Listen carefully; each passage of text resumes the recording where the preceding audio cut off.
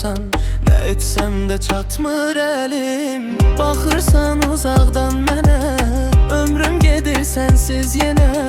Getmə bir də uzaqlara, gülməz üzüm sənsiz yenə.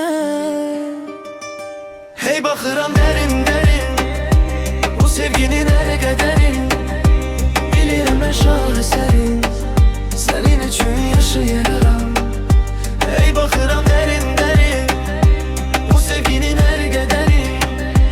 Bilirəm mən şahesərin, sənin üçün yaşayıram. Gözlərində yaşlar var, sözlərimdə acı qalar. Düşüncələrim səninlə, hər anımda bir səs var. Baxışların uzaqdan, könlümü alır yavaştan. Bir daha gəl, bir daha gəl, gözüm yolda, həsrətim var. Hey baxıram dərin dərin, bu sevginin hər qədərin.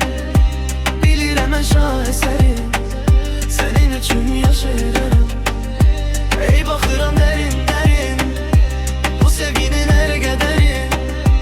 Bilirəm mən şahesərin, sənin üçün yaşayıram. Bir gün dönərsən bilmirəm, hər anımda bir ümid var. Dərdimə dərman ol sevgilim, sonsuz dənizdə batar gəmim.